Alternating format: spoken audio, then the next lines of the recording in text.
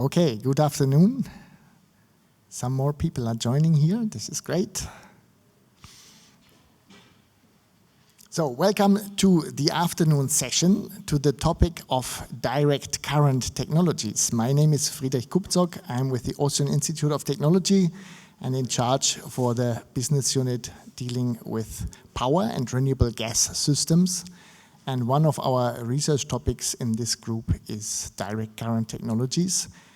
Direct current technologies in the context of industry are, I would say, a revolution under the hood, which is currently ongoing. So we need new energy for industry. And of course, the first thing that comes to mind is exchanging energy carriers and electrification. But also in the field of electric energy supply, there is a lot of innovation going on. And one major driver there is the change from AC systems to hybrid AC and DC systems. And we would like to shed some light on this development today, in this afternoon, having a great lineup of speakers here from academia and industry, and looking forward to these talks. First of all, I would like to briefly introduce this topic with the first slide, if we could have that on the screen, please. I'm here in a double function, so to say, as a AIT employee, but also as a member of the Austrian Association for Electric Engineering. Also Peter Reichel has joined us today, the General Secretary of ÖVE. And ÖVE has put as a target to foster the development of DC systems in Austria and Europe. We would like to shed a good spotlight on this topic. And since 2021, if I'm not mistaken, we have the DC initiative in ÖVE, working on basically three different frontiers. So first of all, positioning Austria in the topic of direct current technology development, bringing together stakeholders in Europe and Austria about this topic, working on information exchange on this topic, especially as we have a new field here where a number of different actors implementing systems the first time. We have also one company here today showing such an example. There are some open questions, especially also close to implementation or in implementation. And the idea of the ÖVE DC initiative is to bring together know-how here and also learn from these projects inputs for standardization and other necessary steps to simplify the implementation of DC systems, especially on low and medium voltage level. Talking about voltage levels, so you probably know that in electricity transmissions or for long distances, DC is already the choice for quite some time now, and all the new large extensions, especially if the voltages are very high, are implemented in DC. Also the North-South link in Germany is such an example. Also in the low voltage, we have a lot of drivers there bringing DC on the table, especially all the onboard networks in electric vehicles, in ships, but also in airplanes are now changing or are already implemented in DC. And in the public energy supply, DC is also coming in low and medium voltage step by step, while there is not the idea to, so to say, to exchange the existing AC systems by DC systems, but by doing DC in the extensions and in new systems where, for example, DC supply of photovoltaics combined with DC storages and DC loads such as charging stations are combined. So with that introduction, I would like to welcome the first speaker, Mr. Stammberger from Eaton. He's or has been active in one of the most visible, I would say, DC projects in low voltage, at least from the Austrian perspective, which was DC Industry 1 and 2, looking mostly, I would say, on the car industry and how to electrify and DC-fy manufacturing in this area. And now you're working on new standardization approaches for DC networks. and the outlook of that. You're with Eaton Technologies, and we are very much looking forward to your presentation. Thank you. Thank you for your the microphone on. Is that on? Yeah. Thank you for your kind introduction. Can I have the slide, please?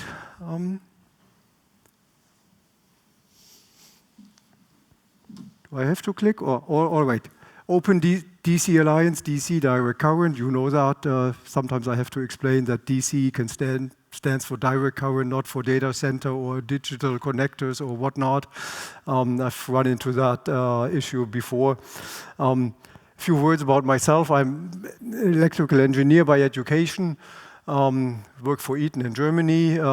My boss actually is in Vienna for Eaton. And I've been involved in direct current for about 10 years. As mentioned, the DC industry projects that I, for the second project, had the privilege of, I see Isabella here, you were part of it. She will be talking about a project that I had the privilege of being the coordinator for the entire 39-member consortium.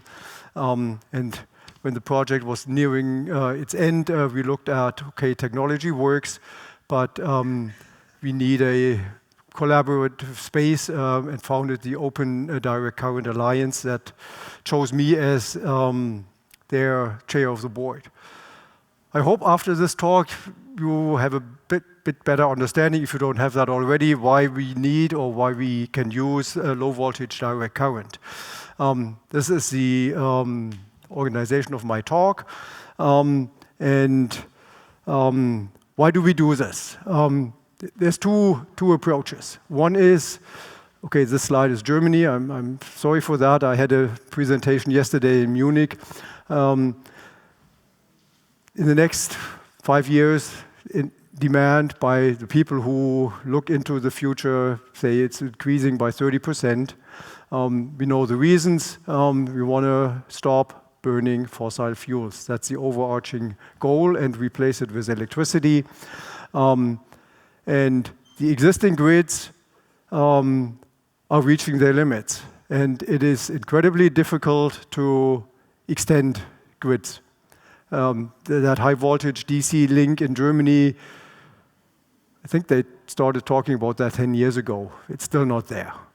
And now we're talking again about, should it be overhead lines or cables, or we make a decision in one way and then we do it vice versa. So we need some new solutions on how to make sure that production processes work and that our energy demands are met.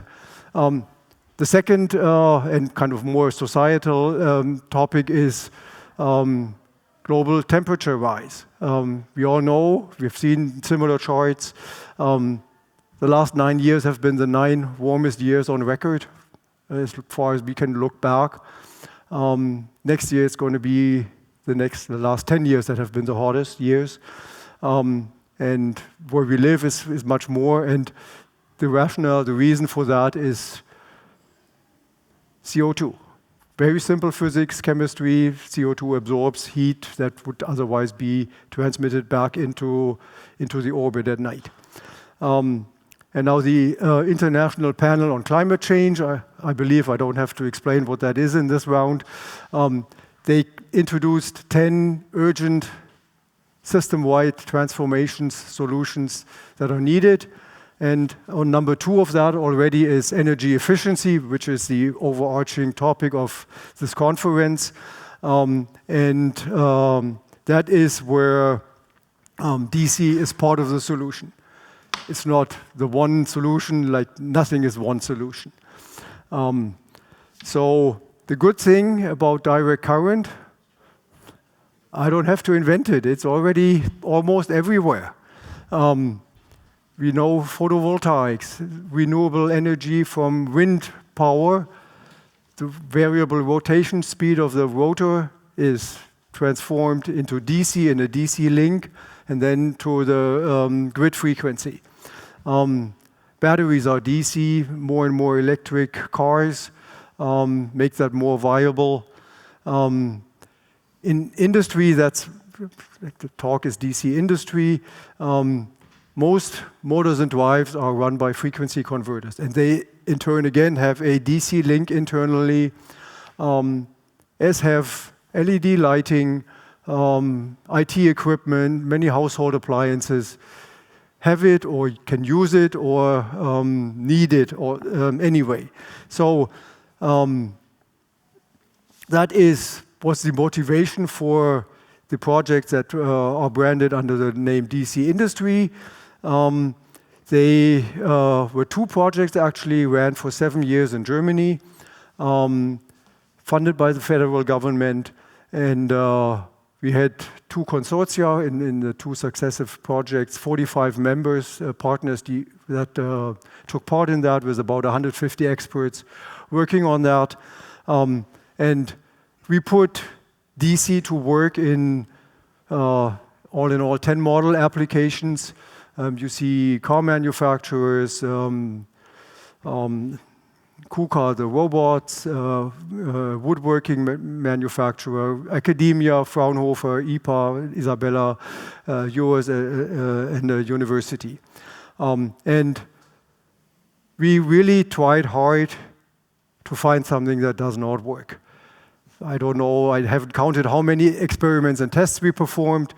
We looked basically under each stone, if there were a stone. Does something not work? No, we didn't find anything. It works. It's been proven, and we will hear a little bit later from Andreas Forster, who sits up front here, that it's now also has arrived in the real world. So how do we do this? In this kind of, it's also the logo image of the Open Direct Current Alliance. What we do is we basically connect all things DC with each other without taking the photovoltaic generated electricity, converting it to AC, transport it 50 meters down the factory, and then convert it back to DC in our frequency converters to run a motor. And then when the motor has to stop, it wastes energy. So it just makes sense. I don't need to produce those things. I don't need the raw materials for that, and they don't consume energy. We still have a connection to the supply grid. It's bidirectional, so to achieve energy and also to send energy back. On a technology point of view, or which voltages do we use, this voltage in DC, it's not a fixed value that I have to stick to 649 volts, but it's a voltage band. We have it, that's where the voltage can fluctuate, and the nice thing in DC is when the voltage changes, that is a mirror of the power balance in my system. I need to measure that one quantity, and then I see, do I need more power than I have available? The active devices in the grid, like a DC-DC converter that connects me to the photovoltaics, or a DC-AC, AC-DC converter to the central supply grid, adjusts their power output or input for a battery storage according to the voltage. The beauty is, I don't need a communication cable for that. I don't need wireless communication. The communication is in those two cables, L plus, L minus, where the energy is transported. I measure the voltage and I know what's going on. Also for protection, we have power electronics, electronic protection. And this voltage band, like the 650 volt, is a nominal voltage when one is connected to a three-phase 400 volt system, which is the normal voltage in industrial processes. So this is how it's set up, like the one voltage on the one slide on the voltage. There are more, and I come later to that we have published a lot of things. I'll talk about those 4 benefits in a little bit more detail. Somehow this didn't work last time either, but anyway, this is peak power reduction. Peak power that we need for production processes. It's not a constant power. It's not like the light is on all the time and I switch it off at night, but it's variable. And that is what you see in that graph here, horizontally, the time for a production process. One of the DC industry partners, woodworking machinery builder, and they have a process there that they do something with a slat of wood to make a door or a table or whatnot out of it. The gray curve that you see that peaks at roughly 50 kilowatt is the traditional AC supply. You see the peak just happens very rarely, but that power is drawn from the AC grid. The transformers, the bus bars need to be laid out for that peak power. In DC, the peak is much lower. In this case, it's a good 40% lower. There's not a magic number that you reduce the peak power by, but depends on your process. So you have a monetary incentive because in industry you pay not only the kilowatt hour that you use, you also pay for the guaranteed peak power that your utility provides to you. And of course, investment into the infrastructure is lower when you need lower energy supply. Resource efficiency is the second benefit. One example here, we look at the cabling for a 7.5 kilowatt motor, which is driven by a frequency converter in AC, and compare that to the equivalent supply, that power line in DC. And what you see is a couple of effects. In DC, we have pure active power. There is no reactive power which needs to be transmitted. So the current is smaller to achieve that power with the higher voltage. Higher voltage, some people then, when I first showed that slide, said, well, you're trying to trick me, eh? Comparing 400 volt AC to 650 volt DC. But of course, you guys know 400 volt is just the RMS value. The insulation requirement in both systems is the same. It's just in DC, I use the voltage the whole time. In AC, it's just at the peak of the voltage. So, long story short, we need half the copper to supply the same application, and we also have, because of only 2 active wires and lower current, lower losses, in this example also roughly half of the power losses. And if 50% doesn't sound good enough, I've made a calculation here, like with a typical energy price, 1 kilometer of cable and 1 kilometer at a factory is nothing. To run that in 2-shift operation, do you want to save 2,500 euros? Ask your facility managers. Energy efficiency in DC or in industrial operations. Think robots, think high bay warehouses where the things go down. You need to break them. And in AC, to slow down in AC, that braking energy is wasted in braking resistors. In DC, we don't have that. We use it in storage or in our neighboring application. And finally, with easy connection to energy storage, our application is resilient in case of power outages.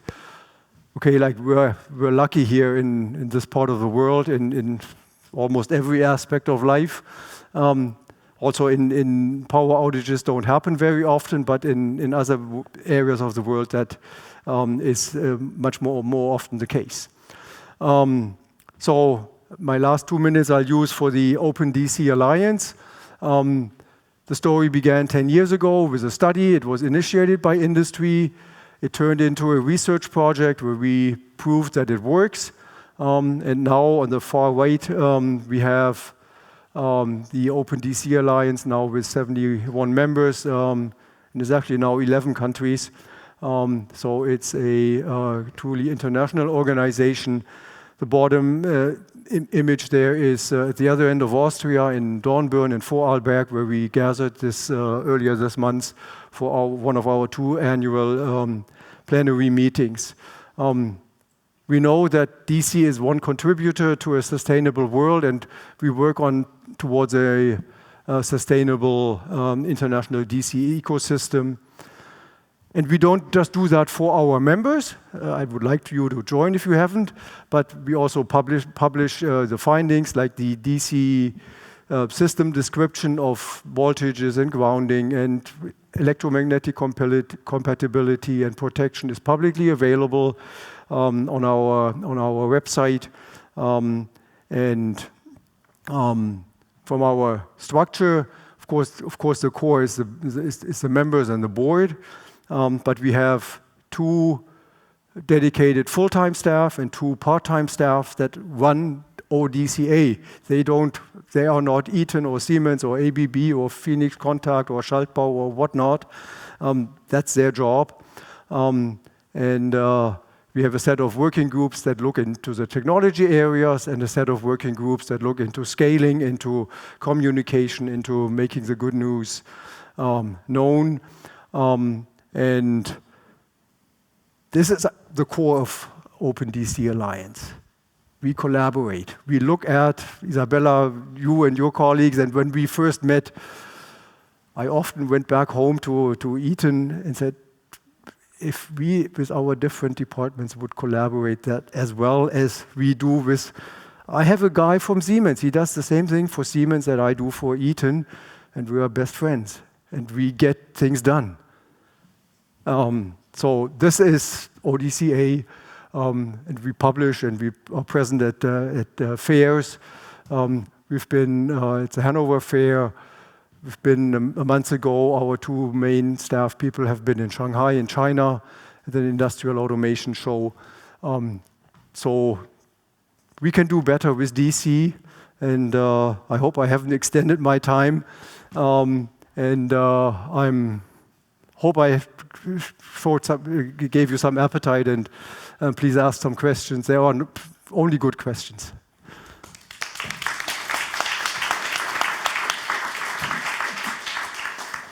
Thank you, Mr. Stammberger. So there is the first question already. What's the disadvantage of DC? Because everything is AC right now. Why was this selected? The disadvantage of DC is that for 120 years we've done things in AC. But the selection, why was this driven to AC? Was there a reason? Yes, there was basically one main reason.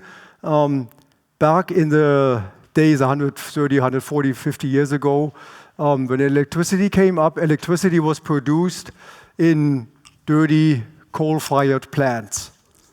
And the electricity needed to be transported to the cities. And in DC, we had no transformers. We didn't have power electronics. The DC transformer was invented. The transformer was invented so we can transmit power with a higher voltage and low current. Power is voltage times current. So over long distances with low losses. That was the rationale for AC. But we need, for constant power, we need 3 active wires. That's why we call them 3-phase systems.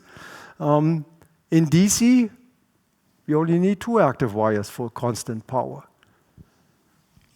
Yeah. Yeah. Well, the generator is the photovoltaic. We had this discussion in the company that say, okay, you can have a DC generator, but the efficiency is lower. AC. Yes. Well, the DC generator, if you wish, is photovoltaic, which is directly DC. Pardon me? In the night when there is no wind, well, we have storage. We will hear, or parallel sessions have talked about hydrogen storage and green hydrogen. Like you use the excess power in the day to store it, or to store it chemically in hydrogen or in thermal energy. I think I don't know, Andreas, if you're going to mention that in your presentation. So that is how that is generated.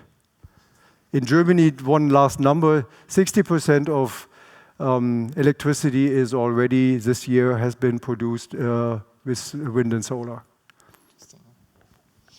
Good. Thank you very much. Thank you for your question. Second question. You made mention of transformer.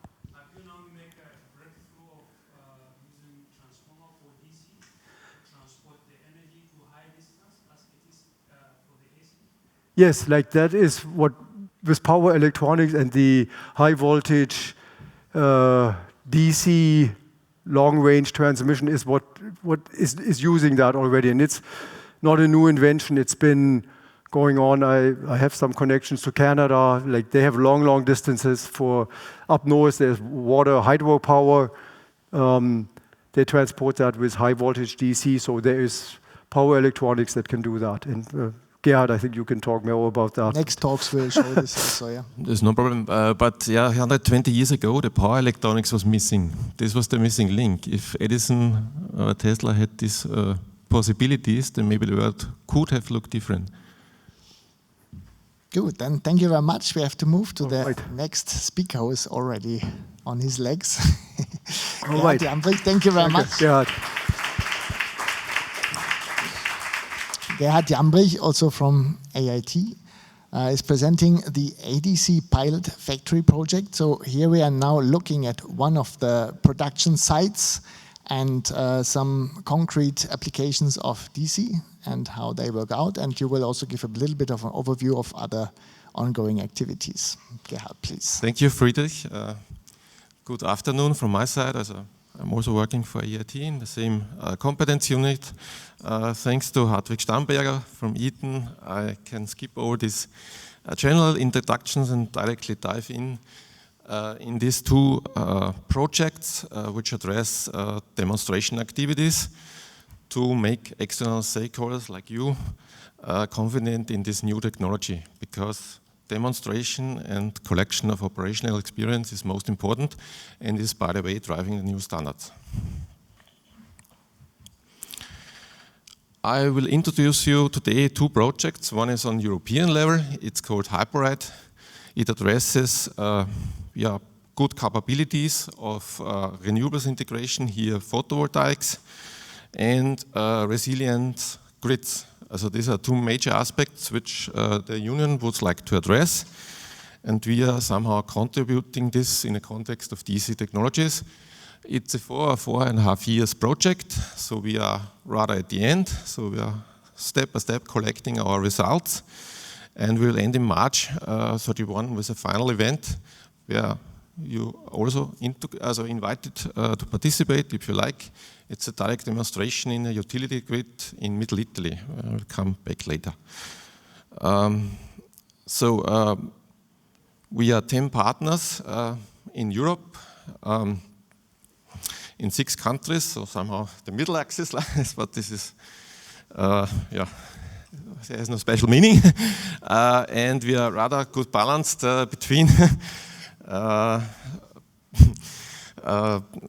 industry, research, as academia, and SMEs, or this means small companies, startups, to cooperate on the same goal. Also, we would like to start with planning solutions, because planning is somehow the preparation with use cases why we do that. We had already some objectives here and results, which I don't want to repeat here. We have to prepare automation solutions, because these are managed systems. Yeah, this has to do some action. And we, for example, developed medium voltage circuit breakers, which extend somehow this range of low voltage DCs in the direction of higher DC voltage levels, and also measurement units and measurement equipment for DC, medium voltage DC.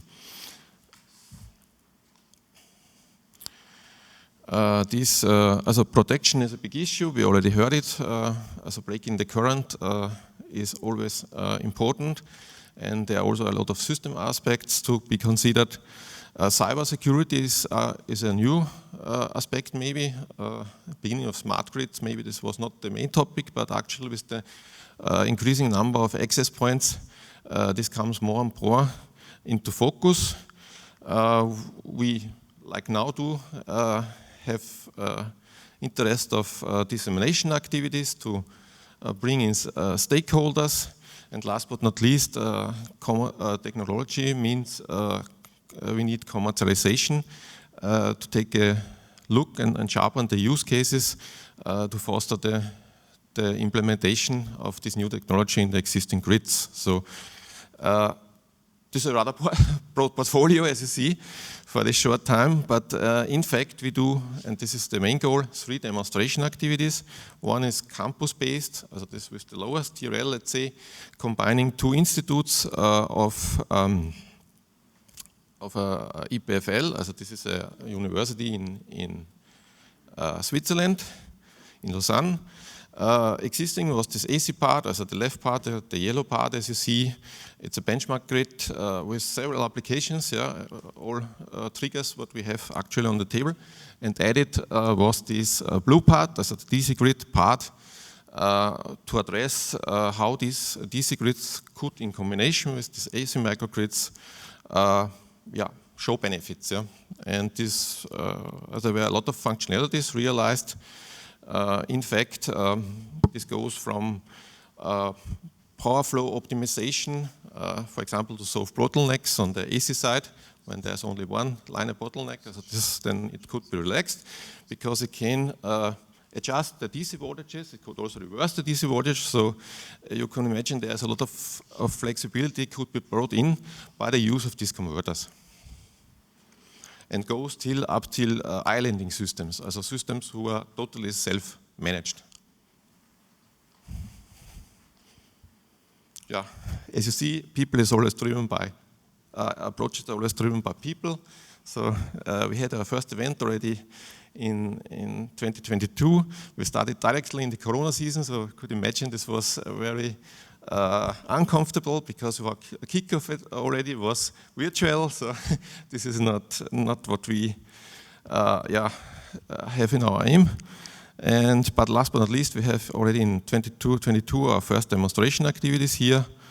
And the next pilot, very shortly, is a German pilot. It's therefore interesting because it's also already addressing medium voltage DC levels. This means we have here to take in account different technologies, converter technologies, but also switching technologies. And this is also a campus grid, but with already buried cable in the ground. So there are, in this case, 2.3 kilometers cable, AC standard cables, digged in the ground and connect here in a ring structure these 3 stations or building supplies, supplying these campus buildings, for example. And they have also a connection to the outside, also to the AC world in this form, that they can also transfer via this DC ring energy from one grid connection point, MVAC substation, to another. And the next plan is also to connect here a more far away building or a campus area. It's called Erwede Aachen West. So they step to step include this, and the good thing is that they also plan to do some know-how exchange. They would like to address here a training center, certification center, because this new technology has also to be discussed and the learnings brought to the people, let's say, and not only in a small community like we are sitting here.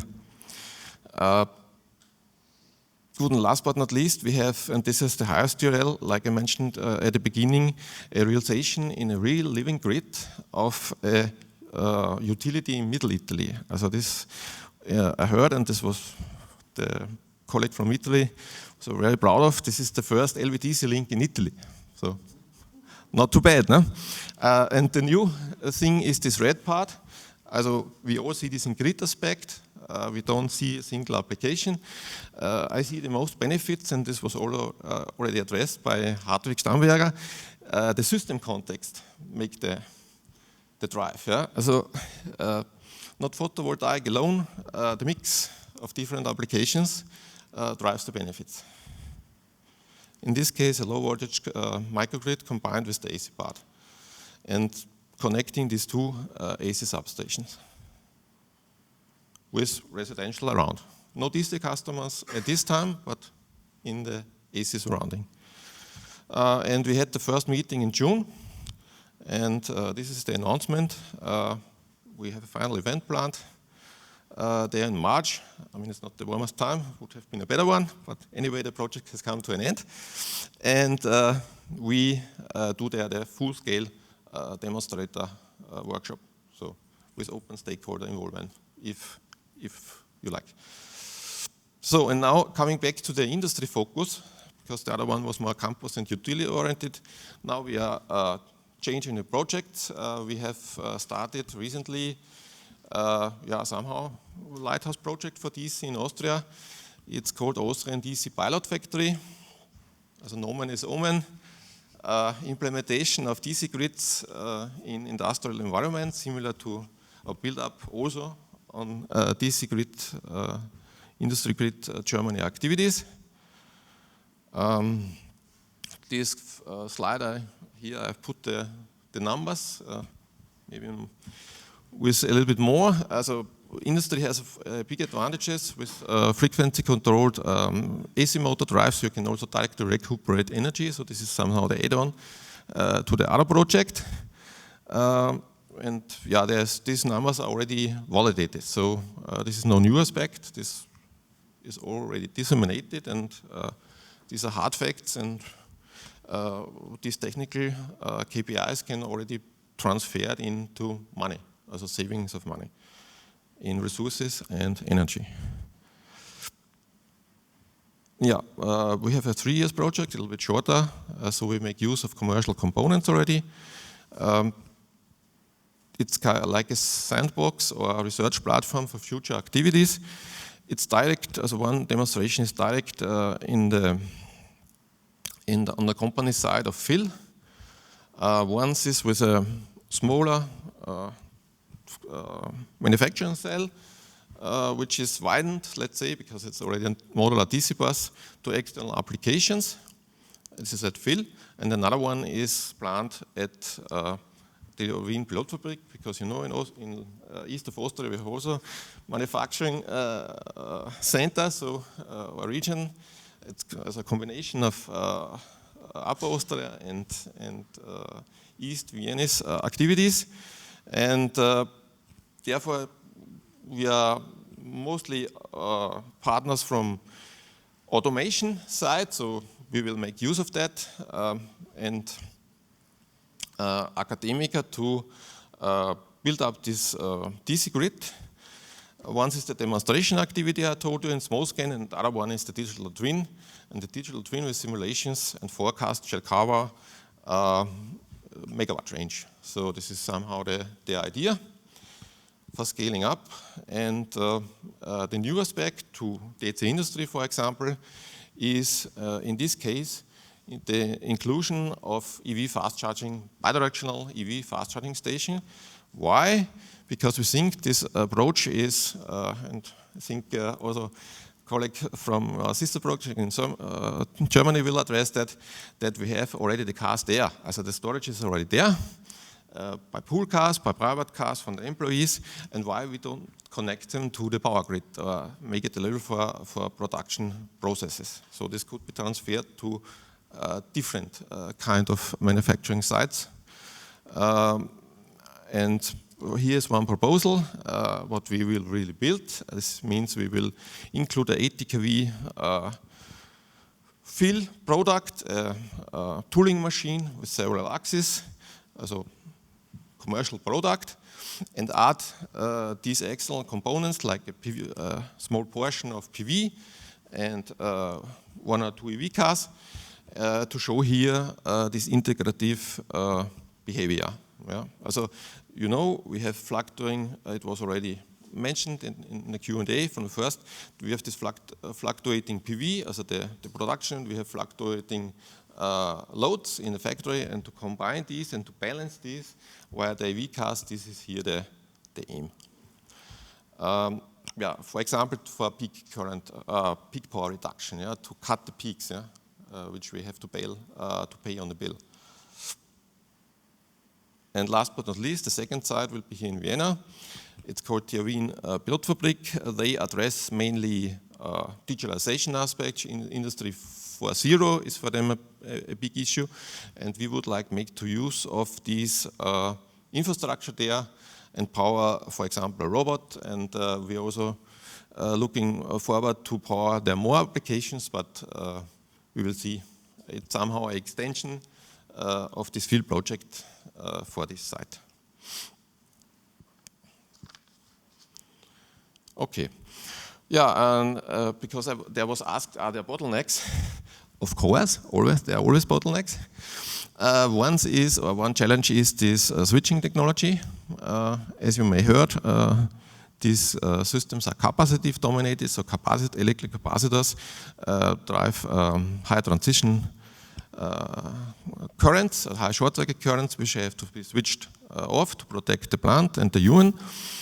Therefore, there are special technologies needed, and we see relatively clearly already from pre-running projects that it will go in the direction of solid-state protection, solid state switches, also fully power electronic switches to handle that in the time range of the power converters. Yeah? Also classically electromechanical equipment is in this case too slow.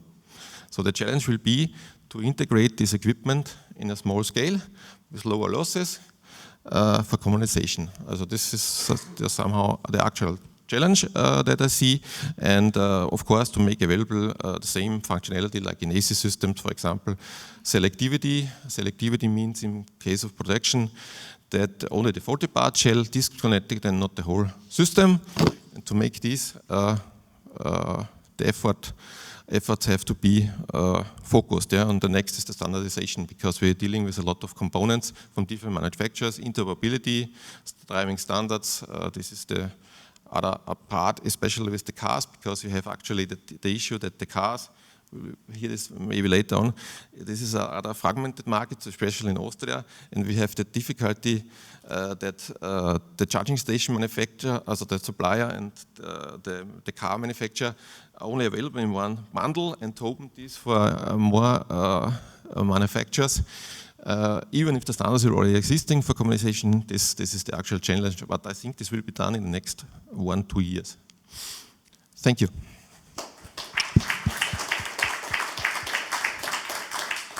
Thank you very much, Gerhard. Also a fun fact for supply chain in DC systems. You have shown this production machine.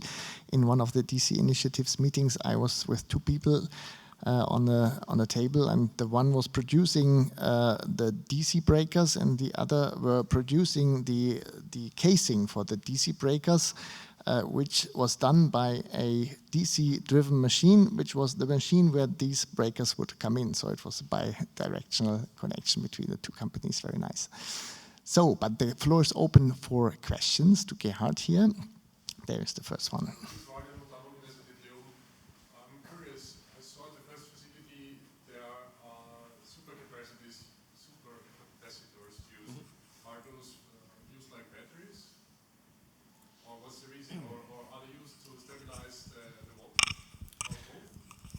Yeah, as a supercaps, I have the possibility to stabilize the grid very quickly. So for transient stabilization, this is okay. What I know is that they are actually rather costly, and also the extension to higher voltage levels is not so fluently, let's say. Yeah. So for lower voltage level, I think this is okay. For higher voltage levels, I think we will come into difficulties. And we all know about this vice versa benefits of lithium, for example, lithium accumulators, which have a higher energy density, and the supercaps are mostly used for peak power in a short time. So this is roughly what is the aim here. So, for example, you can add battery or kind of sub-module of one supercapacitor to one application to stabilize the voltage, for example. Yeah? Locally. There There's another question. Just a quick technical question, Gerhard. In the Aachen, Germany case where they had distribute medium voltage between buildings, I saw that there's also the midpoint conductor distributed, or is that on purpose? Naja, it's an isolated system. As Aachen campus, this Aachen campus NVDC grid is, and there are mainly two, also in data industry, most probably, two main possibilities. One is isolated system with an advantage for example, on the first ground fault, it will resist. Yeah. On the other side, these faults have to be located and separated and cleared. Yeah. Or the other one is solid grounded. No? Yeah. No. But I see that as a grounded system. D'accord. But high ohmic. Pardon me?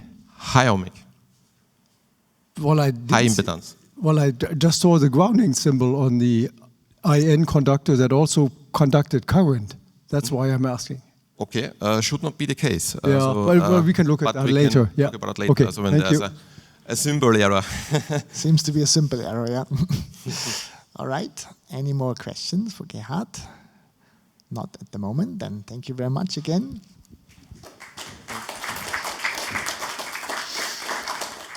So, and with that, we come, so to say, as Gerhard said, to the German sister project, to Isabella Bianchini from Fraunhofer IPA. And this is going to be about DCI for charge. So also here we have electric vehicles in the DC grid, and we're curious to hear more about that. Please. Thank you. Thank you for the invitation. And I really like how these presentations are organized, because actually we are complete each other, basically. You know? The project that the colleague presented is pretty similar. But here we're on the German side, and on the Austrian side, for sure, there are exchange possibilities. To start, I don't think we have so much time. That's why I will try to be short. But on the concept, I have always an introduction slide. And due to the fact that in Latin, you say repetita iuvant, which means repetition helps.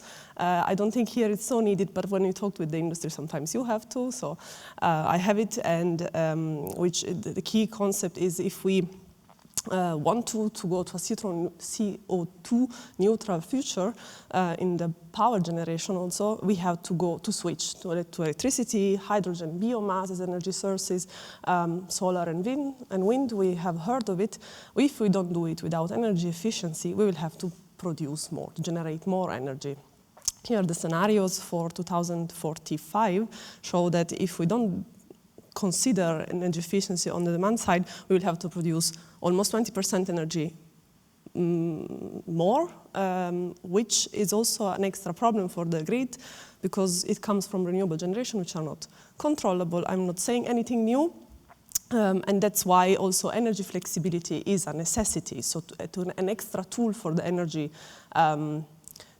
grid operators to compensate for the variation, that the volatility of the renewable energy generation. And it's both a necessity, but it's also an opportunity. No? Here it's shown the prices of the last 8 years on the day-ahead market. They are the German prices. Also, as Hartwig said, we are a bit focused on Germany. So what we see is that after 2020, we have not only on average price that instead of being around 50 euros per megawatt hour, a bit less, we go for 100 almost euro per megawatt hours. And also the variability of the price had changed. So we reached last year the minimum that the market is possible, minus 500 euros per megawatt hours. And 2 years ago, we reached 871. 2022 was a special year, but last year was even higher. No, this year was even higher. So we reached higher levels. So we will see how we will scale up this graphic. But it's an opportunity for industry, the energy flexibility, because they can consume energy when it's cheaper and therefore reduce their energy costs. As we have heard, DC industry for the industry is one of the solutions. The technological solution for energy efficiency and energy flexibility is a systemic approach in energy supply that enables recuperation, we have heard, and efficient utilization of self-generated energy. From, for example, solar system, we don't have an AC-DC converter, we have a DC-DC converter, which is efficient.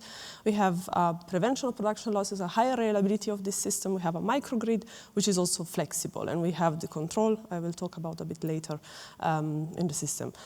Technical aspect, I always say, you can find it, ODCA have everything online. It explains from the voltage level to the security, the safety devices, topology, these different type of grounding,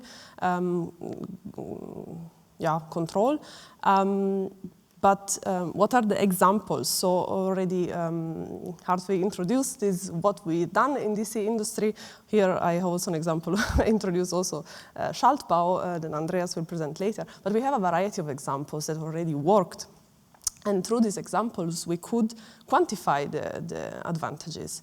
As we said, we go from roboter systems. We have here Mercedes-Benz, BMW, KUKA, but a monorail, the wood manufacturing machine, transport system, and also the infrastructure. So from Schaltbau, and also here the Factory 56 here on the right. Factory 56 has also battery connected to the system. There is a PV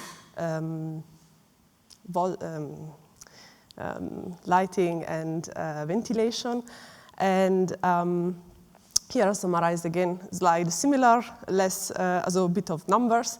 What are the advantages of DC? So we go from more system availability, copper usage is reduced. We have a power peak reduction at the connection point in usage in combination with the battery, and also energy efficiency. And that these three parts are the main components of this potential. So breaking energy recuperation, conversion losses, and line losses reduction.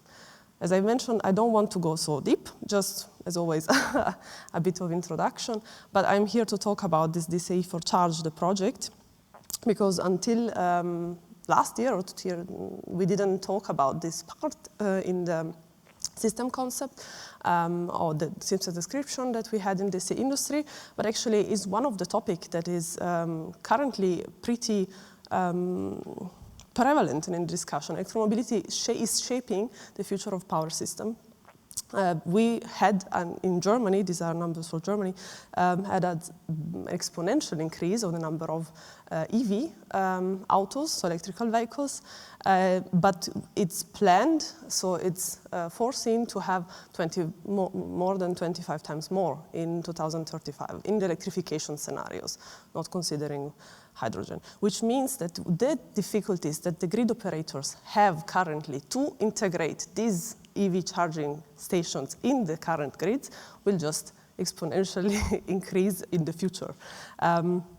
That's why we also thought we have to consider it from the technical point of view. Is the future, is also part of the industrial systems, but it's also this potential. As the colleague mentioned, we have the possibility to use them as virtual batteries. They are a big part of the storage capacity of the future if we use them as batteries connected to the grid to compensate for the volatility of the renewable energy generation. And in these scenarios showed us for EU, it might be more than 77, almost 80% of the storage capacity for compensating. So that's why we looked into it and we started the project, which is still ongoing. It's 2.5 years, a bit started later than your equivalent, and we'll, I think, then finish earlier. But we had the focus on saying, okay, let's integrate this bidirectional charging in the DC system description that we had in 650 volt. Focusing on the design of the charging technology and on the control, how to make it used in a flexible way and an advantage for the energy system, the industrial energy system.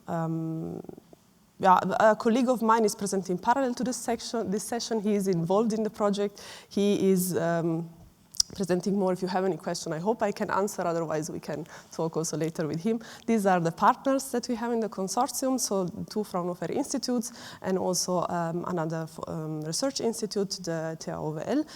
Eaton and Weidmüller are also there in Ambibox and Boima. And the goals, I summarize them in 4 big parts, which is, as I mentioned, the development test of DC-DC charging technology and the control. For the successful and effective operation of this system, and to make them flexible, to make the DC system more flexible with virtual batteries, to the protection and switching devices for the bidirectional charging. To demonstrate, this will be done in 2 pilot projects, one in a company and one at a research institute by the Technische Hochschule. And with the experience that we have also to expand the system specification of the DC industry and now ODCA. Yeah, so here I put some of the graphics that my colleague is currently presenting. I'm not going to do it, but it's on the modeling and on the control. And that's why I thought, let's talk about a bit on the control concept that we have for DC microgrids. Hartwig already introduced part of it and is the part of Druck control. So we have a primary control on DC microgrids. We have to have for DC microgrids a primary control because nobody is guaranteeing the stability for us. That's an extra, I don't say, task that we have, but it gives us flexibility. What do they do, this Druck course? They, according to the voltage level that we have currently in the grid, they feed in power or consume power accordingly. And they are, as Hartwig mentioned, it's a decentralized control. They don't need additional communication. That's why they are robust, and they have real-time control ability, so they react in real time. And here the Druck curves that you see are for peak shaving, for example. So we have the battery that during the phase where the active Indian converter is not changing his current, he's compensating the variation in the load. But these, as we mentioned, they are constant, so they don't need additional communication to do it. But we can add it to variate these goals that we are doing to change what the values are, because the production might change.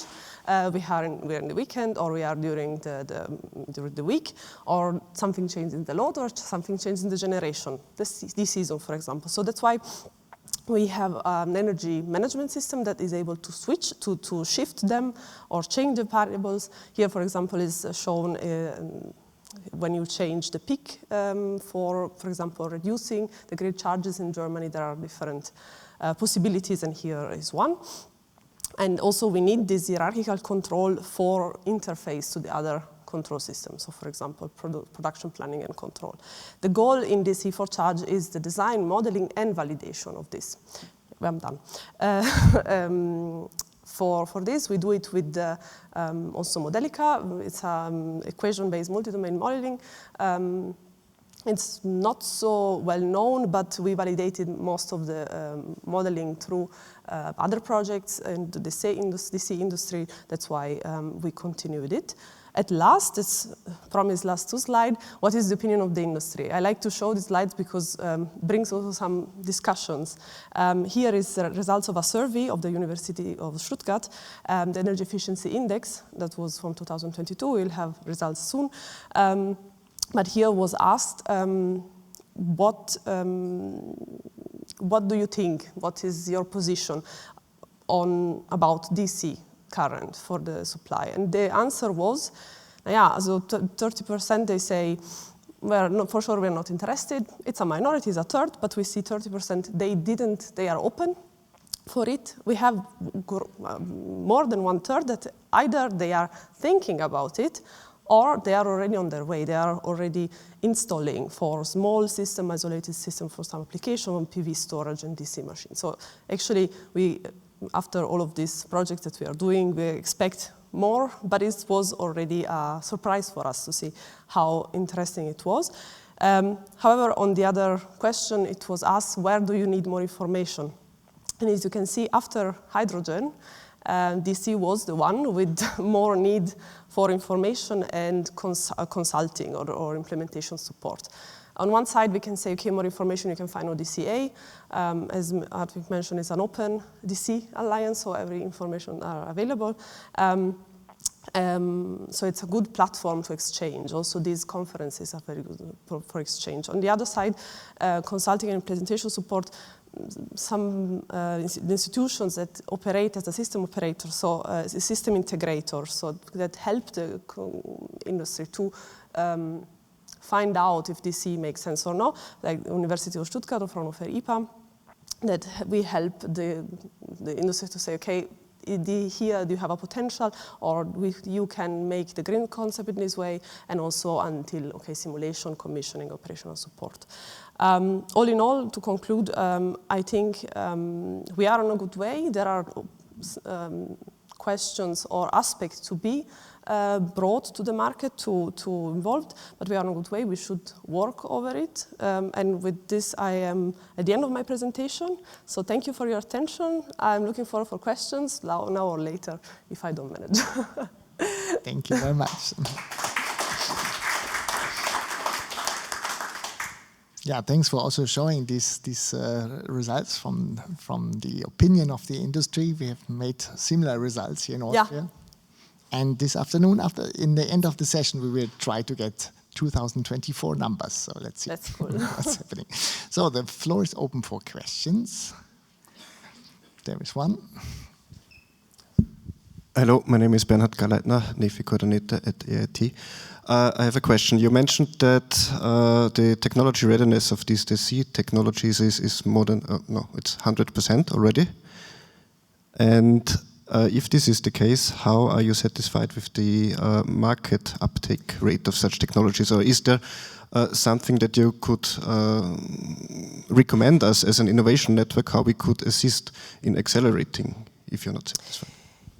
The slide was on system availability, so it was more related on the reliability of the system when there are problems on the AC grid, public grid, when you like to supply your system. Since you have this grid connection point, the active in-feed converter and some filters, you don't have like these voltage dips, for example, not directly. If they are too short, you don't have any effect. That's why it was mentioned. About the market, we had also some, so most of the devices are, for example, for structure, we have already everything. It's not, we don't have to do anything new. On some devices, we have not for all power classes that we need, for example, for the 650 volt. The suggestion is to continue on discussing opening new pilot project, because in this case, it's a bit this chicken-egg problem. No? And if you don't show, nobody will produce components, but if you don't produce components, they are super expensive, you don't go. So that's a bit a balance between these two. That's why suggestion is to exchange new pilot project and show that it is possible. It's not impossible to have one grid. I hope I answered the question. Super. Thank you. Is there any more question? Not at the moment. Then thanks again for your talk. Very interesting. Thank you. And we're coming to our fourth presentation in this afternoon, and this is from Andreas Forster from the company Schaltbau. It's not just the next factory, it's the next factory. And I'm sure we will see why it is called like that. Also here, Schaltbau has an office here also in Vienna, so we are in close exchange of what's going on there in Bavaria. And we're delighted that you show us some industrial field implementation of DC systems, please. Thank you for a nice introduction.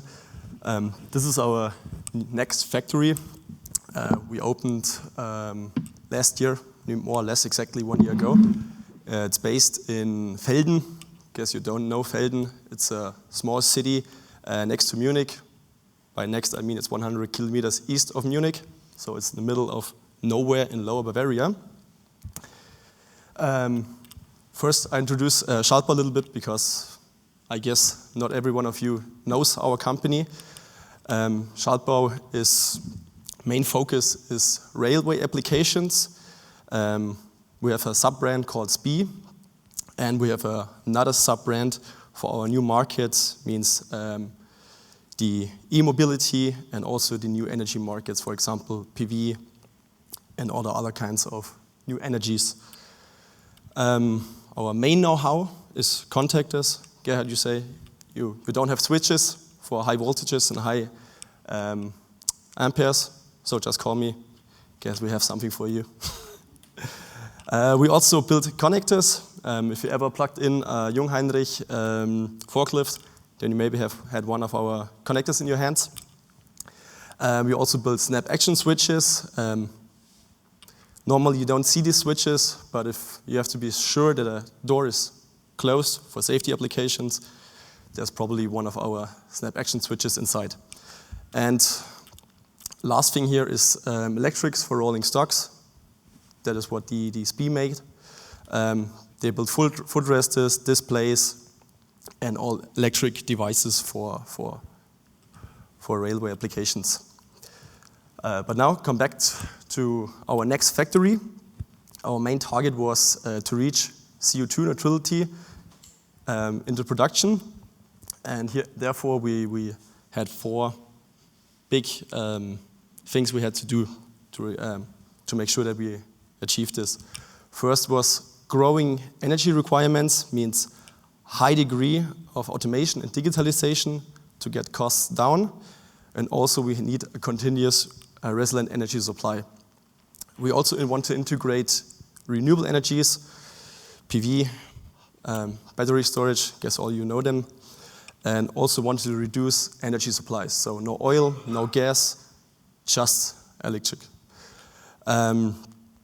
Also, big topic was increase efficiency through direct current grids. That's why we're here today.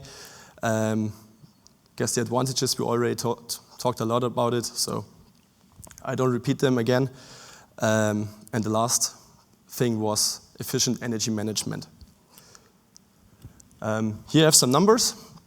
These numbers are from last year. We needed 2.5 gigawatt hours energy. 1.6 of this we generated by ourselves, so that means we are not complete autark, but that was not our first topic. First topic is to get energy consumption down and energy generation up, so that we are on a balance sheet, we are equal. We don't have only battery storage, we also have a thermal storage. This is 1.5 million liters of water big. It's our sprinkler tank. It's required by the fire department, and we use this tank to heat or cold the building. Means if we have too much energy from the PV, we don't sell it back to the grid. Through a heat pump, we can heat or cool down these thermal storage.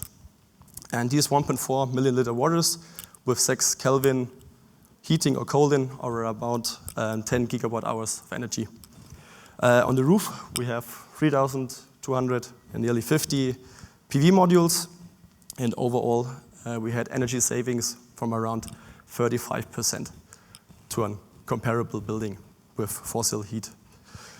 And we also built the worldwide first DC grid in a productive environment. Here you can see now our grid. On the left side, the normal AC grid with the main supply, the technical building equipment, for example, the heat pumps, and also a big part of the production. That's why we moved to the new building. It wasn't an add-on to our old factory. Instead, we closed the old factory, built a new one, and everything we had in our old production facility, we moved to the new one. That's why a big part of the production is still on the AC side.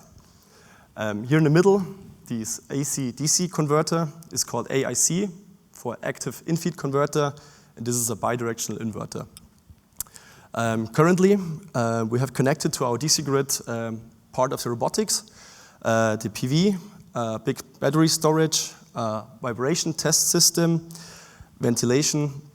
We already mentioned that, big electric motors with frequency converters, are very easy to connect to a DC grid. Another big part is loading infrastructure for EVs. That's what Isabella already said to us. Currently in the making, but we already bought the first prototypes of that. And what we have currently is a bidirectional DC-DC charger for industrial trucks. And last part, or it was the first part we connected to our DC grid, was small pod warehouse. But I'll come back to this later. Another picture from the building. We start on the left downside. This is the grid operating point where we get 20 kilowatts energy. Then we have the medium voltage distribution. We have transformators, and then we have the low voltage distribution. So far, so good. Everything normal in every normal production facility. What is new here is this AIC already mentioned. We have 600 kilowatts of power. From this AIC, energy goes to the DC low voltage main distribution, and from there to one big bus bar who goes from south to north through the whole building. And on this bus bar, everything is connected to it. So for example, down here we have the battery storage. It's outside on our parking lot in a big container with 405 kilowatt hours. Also the complete lighting outside is connected to the DC grid. The vibration test system already talked about. And we have some more bus bars for our production. And also again, these small pod warehouse. Voltage range is between 600 and 800 volts. If you need lower voltages, for example, classic 24 volts for PLCs, and all the other components, we use DC-DC converters. Here's some KPIs. We already heard them also a lot of times now, but with this DC grid, we have energy efficiency increased by 15%. We could reduce our peak load by 30% through the battery storage and also by recuperation of the small pod warehouse. And overall, we had 35% energy costs less than other production facility last year. If you have AC world and DC world together, you also need a good energy management system. This is also a know-how from us. We program it by ourselves. It puts together energy generation, the storage, and also the consumers. It also includes the technical building equipment, the AC world, and the DC world. And what we also have here is a real-time monitoring system for our DC grid. So I mean we can measure the voltage in our grid. If it goes up or down, we know that in real-time data. Also, very nice thing we have here is a digital twin. Means we can select the optimum operating points before the event even happens. And last thing here is vehicle to grid.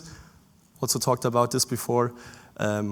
For industrial trucks currently means on Saturdays or Sundays with nobody is in the building, we can charge and can we discharge the forklift. This is a screenshot from the energy management system. First we have here a Sankey diagram, left side where the energy comes from. In this example, from the grid, a little bit from the PV, and a little bit from the battery. On the right side, you can see where the energy goes to at that exact moment. Again here, it's the same numbers like in the Sankey diagram, only just a little bit more detailed. Left side AC, right side DC. And you can see here that the battery is currently discharging. PV also produces some energy. And in the middle, you see the energy mix. Also very important for energy manager, historic data. You see exactly the same numbers you already saw before. Now I'll come back to the small pod warehouse. With the advantages of the DC supply, we had about 85% energy savings compared to a conventional connection. This mainly comes from the using of recuperation energy. So if one of these ARCs, called automatic robotic carrier, goes into the warehouse, picks a box, brings it out, it goes down, and while it goes down, we use the braking energy for supplying other arcs if they go up.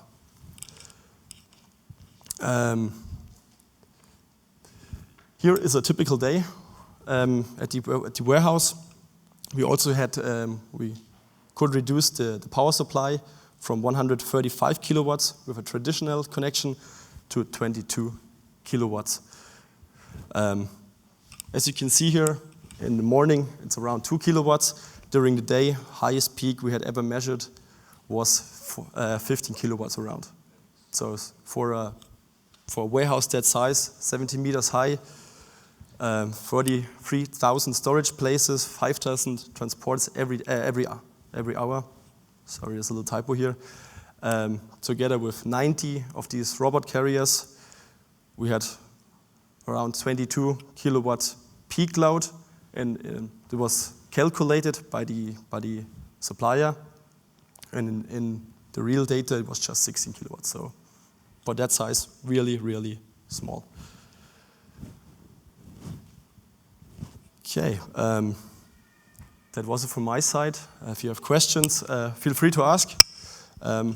If you want to get in touch with us, you can photograph the QR code.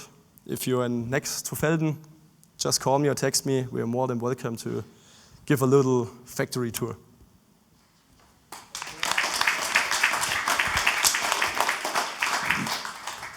Yeah, it's interesting to see you had the PV still on the AC side. This reminds a bit from the first electric vehicles where you still had a mechanical gear switch, so to say. I guess in future this will be moved to the... Yeah, we have currently 2 PV plants. I mean, both on the roof, but currently we have divided by the AC grid and the DC grid, and that's mainly because we don't have that much load on the DC side. I see, yeah. So we have currently 300 kilowatts on the AC side, 1 megawatt peak on the right side, so that hopefully this AIC don't have to put energy from one side to the other. More efficient, all right, yeah. So the floor is open for questions. Peter. Thank you. Peter Reichel from Austrian Electrotechnical Associations. You told us that you can save approximately 35% of energy. But what is the difference in investment cost if you compare the DC system with the AC system? If you could also do this in a conventional way? Normally I have a slide with exactly this question, but my boss said I should remove it. But I can talk. But he's not here, so I can talk about it.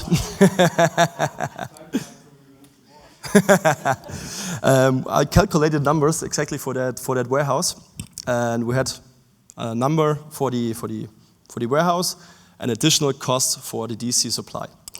And if you calculate it with real numbers, the ROE for the on-top costs for this warehouse was just 2 years.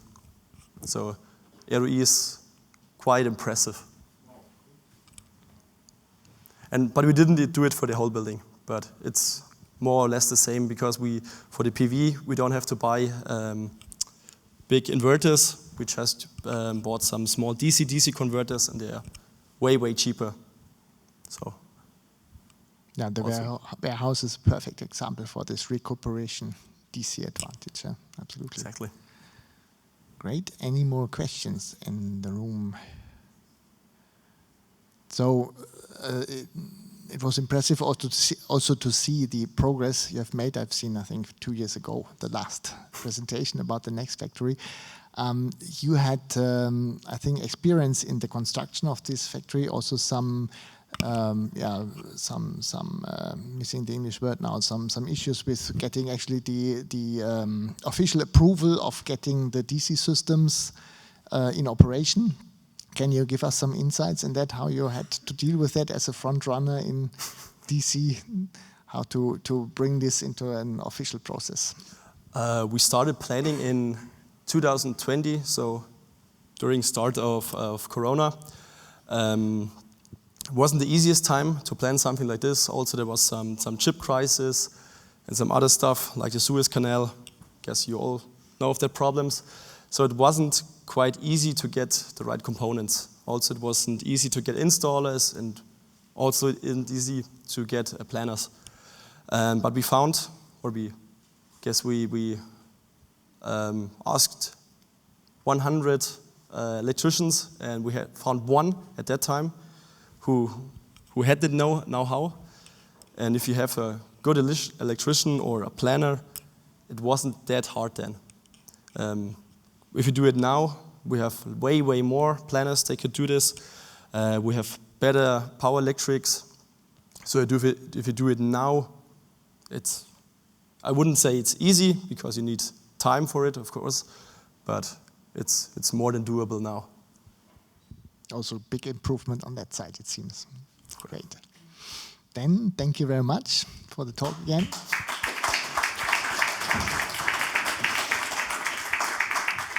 So, and as I promised, we have prepared a little experiment or a little feedback possibility for you as the audience.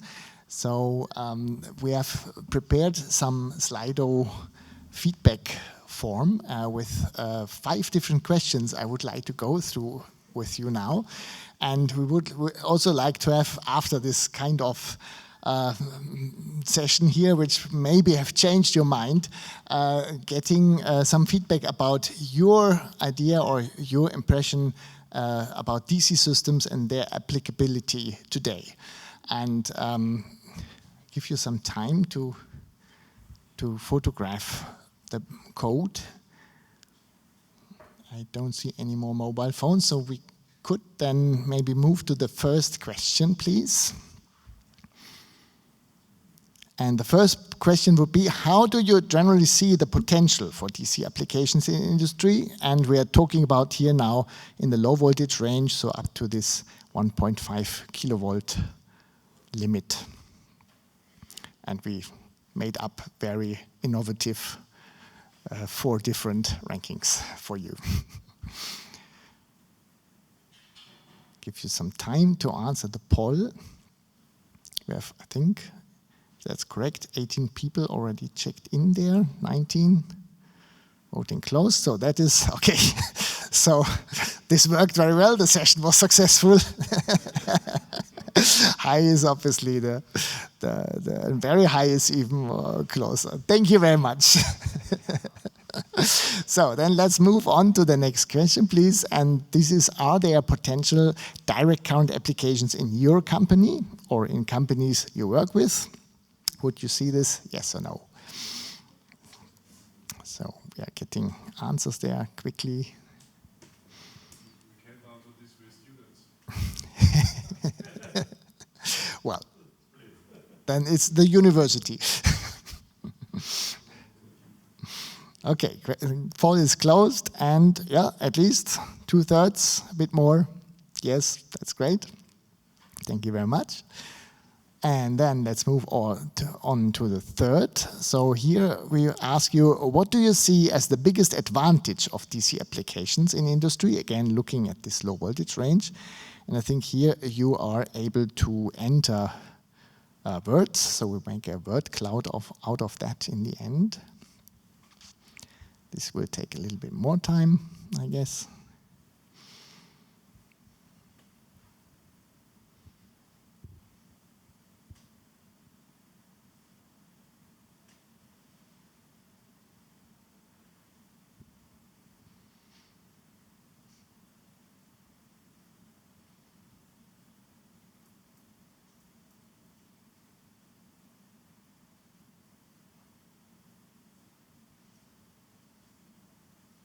We'll let you type a little bit more. Okay, efficiency is the one central word, but there are also some other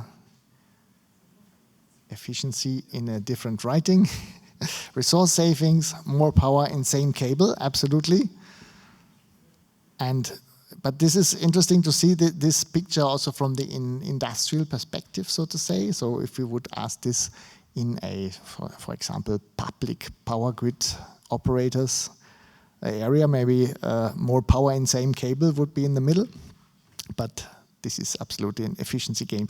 And here, the discussion, of course, we have seen this before. So first of all, one thing, so you are comparing apples with pears if you say 400 volt and 650 volts. But in the end, that is what you can do with the same cable in the same application. So this is absolutely the case. So then, fourth question, what are the biggest challenges of DC applications in industry from your experience or from your view? And also here we try to make a word cloud out of that.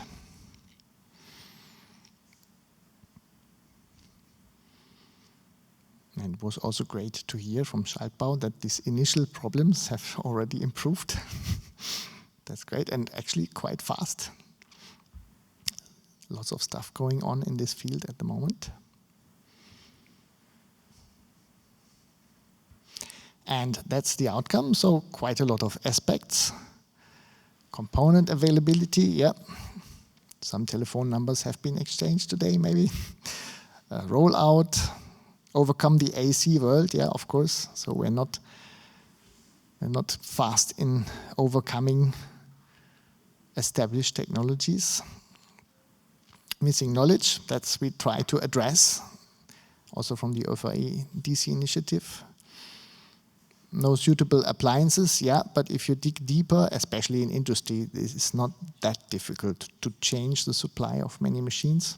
Thank you very much. And then we're coming to the last poll, and here the question is, where do you think there is the greatest need for innovation in DC applications? Of course, the typical researcher's question, what should we do next? And here we have 5 different categories.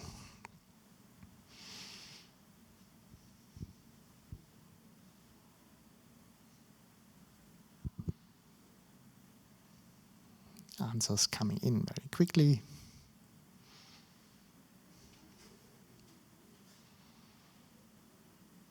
Okay, interesting. So regulatory framework in combination with system solution. That is the clear picture here. Components and business models come next. So that's, I think, quite an interesting picture, and also mirrors a bit the activities which are planned.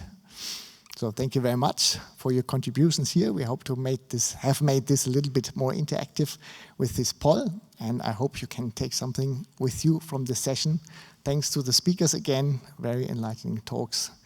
And the next thing that is going to happen in the conference is that in this room, the closing and summary of today will happen. So just stay where you are, and thanks for being here.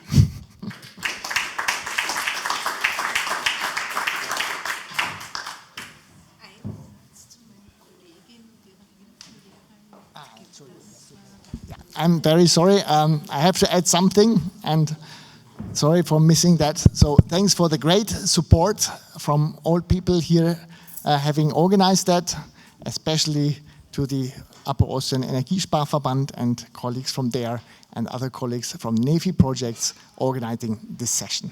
Thanks a lot.